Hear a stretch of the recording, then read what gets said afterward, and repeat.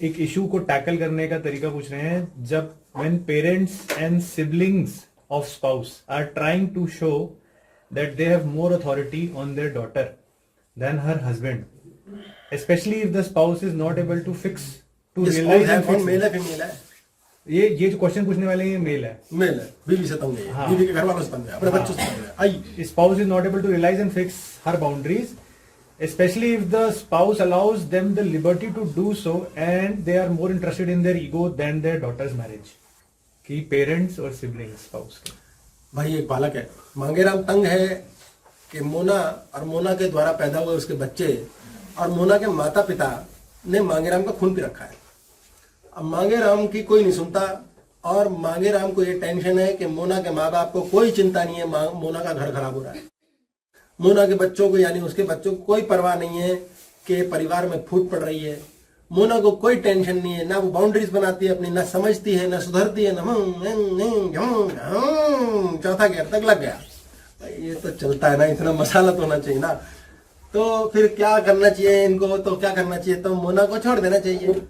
कोई कितना आसान है यार, है नहीं? मोह फंसा हुआ है ना, मोना छूटती, इस चक्कर में उसके माता पिता को भी सह रहे हैं, इस चक्कर में बच्चों को भी सह रहे हैं। शेर की दहाड़ चाहिए, एक बार दहाड़ मारता सारे सीधे हो जाता। भगवान एक लाठी मारता है, हालात पिटते हैं, मनुष्य की ठुकाई होती है, इंसान कहता है सेट। 2 बार कर लिया, मैंने 1 बार करेंगे, ठीक है? तो फिर तीसरे में क्या करें, कैसे करें?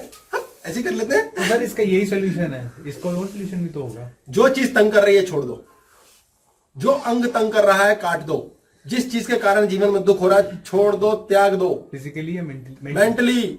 फिजिकली तो कुछ करने की जरूरत ही नहीं है ना, इसके करते ही ये कहना मानेगा। नेक्स्ट क्वेश्चन है, व्हाट इज मिरर थिंकिंग?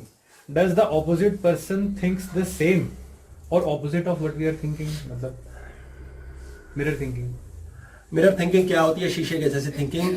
क्या दूसरा व्यक्ति भी वही सोचता है जो हम सोचते हैं, या उसका ऑपोजिट, या उसका उल्टा सोचता है? यदि तो आपकी सकारात्मक बात है और सकारात्मक तरीके से भी नकारात्मक बात सोचिए, काफी डिफिकल्ट है, तो दूसरा भी वही सोचेगा जो आपने कह दिया। और अगर आपकी नकारात्मक बात है तो दूसरा बंदा उसे डिसएग्री करेगा। ईगो वाले लोग एक दूसरे की नहीं सुनते। सकारात्मक और नकारात्मक का कैसे संधि? सकारात्मक मतलब गुड बात, नकारात्मक मतलब बैड बात। पर हम उसको गुड बात है कि मेरा फायदा, उसका फायदा, सबका फायदा। नकारात्मक है कि चाहे मैं मर जाऊं, तुम भी मर जा, सब मर जाओ। तो जब आपकी स्थिति ऐसी बनती है तो एक के दिमाग से दूसरे का इफेक्ट आता है। इसमें 2 बातें आती हैं। आप जब भी लोभ करोगे ना और स्वर्ग की बातें करोगे, पॉजिटिव पॉजिटिव, ऐसा करेंगे वैसा करेंगे ये करेंगे, तो आपका ब्रेन प्रीलिव करेगा, इसे प्रीलिविंग कहते हैं। और जब आप नर्क की बात करोगे, ईर्ष्या इत्यादि कंपैरिजन, ईर्ष्या से होता है ये, तो आपका ब्रेन अनवांटेड वांट बनाएगा। और दोनों हालात में स्वर्ग मिलेगा नहीं, नर्क जरूर मिलेगा। ये कॉम्प्लिकेटेड है, बहुत शॉर्ट में बताया। जिन्होंने क्लासेस सुनी हुई है, द अनवांटेड वांट्स और प्रीलिविंग, वो लोग इसको थोड़ा बहुत पकड़ पाएंगे। अब होता क्या है, अगर आप ऑब्जर्व कर रहे हैं कि 2 लोग हैं, एक मांगेराम है, एक मोना है। मांगेराम मोना से डर डर के बात कर रहा है। इसका क्या मतलब है? आपको मोना की मानसिकता पता हो जानी चाहिए कि मोना इससे नाराज है। सोच के चलो, आपको पता चल रहा है मोना की मानसिकता क्या? ऑटोमेटिक पता है कि मोना ये इसको मनाना चाह रहा है। मांगेराम मोना को क्यों मनाना चाह रहा है? क्योंकि मोना नाराज है। अगर मोना कहती मैं नाराज नहीं हूं तो मांगेराम नहीं मनाएगा। कितना सिंपल है, ठीक हो गया? अब मांगेराम मनाने जा रहा है मोना को। अब उसने क्लासेस सुन ली और उसका हो सकता है frontal lobe cortex, neo cortex on हो गया। अब वो सोच रहा है जाने से पहले, मैं मोना को मनाने जा रहा हूं, साला इसका मतलब मैं डरा हुआ, इसका मतलब मोना मुझसे नाराज है, तो अब मुझे उसको चेंज करना है।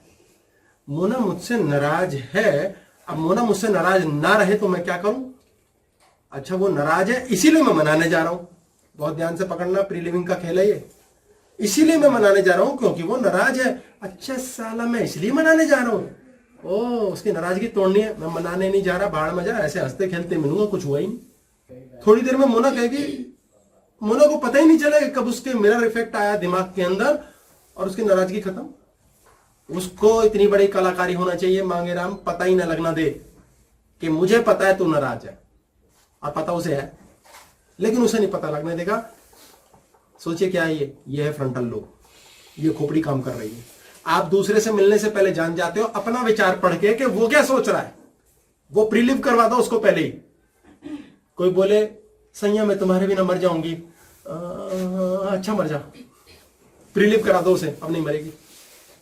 कितना बड़ा झंझट है। तभी तो आदमी मरते क्यों नहीं। सावित्री ने सत्यवान को जिंदा कैसे रखा, क्योंकि सावित्री ने पहले कर लिया, हाँ ये मर जाएगा, ये मर जाएगा, नहीं मरता। यमराज भी कहता, ओ गॉड प्रीलिव हो चुका, मैं कैसे ले जाऊं। ये स्त्री के पास बहुत बड़ी शक्ति है और आदमी के पास चालाकी, लेकिन चालाकी चाहिए, आदमी भी मूर्ख होता है। स्त्री तो मासूम है, अगर स्त्री ने बुद्धि नहीं लगाई वो मासूम है, क्योंकि स्त्री पिछला ब्रेन है, ये वाला सेंट्रल ब्रेन। पुरुष का ब्रेन एक्टिव होना बहुत जरूरी है, अगर ये नहीं किया किस काम का है। इसीलिए पुरुष को कहते हैं समझदार नहीं तो गधा है। तो अगर आप बैंक में जा रहे हैं और आपको लोन नहीं मिलेगा, इसका मतलब आप बुरी तरह चाहते हो लोन मिल जाए, तो इसको चेक करो। ये खोपड़ी पहले ही चाहती है अच्छी तरह बुरी तरह लोन मिल जाए, इसको शांत करो। ये शांत नहीं होता यार, कैसे शांत करें।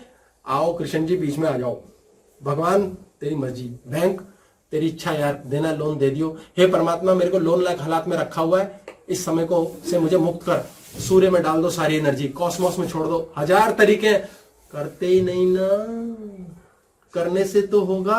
रामदेव जी ने कहा थे, बाबा रामदेव ने, योगा करने से होगा, करते नहीं हम। आप करो, जब तक आप करोगे नहीं कैसे होगा। Sir next question. इसलिए योगा करने से ही होगा।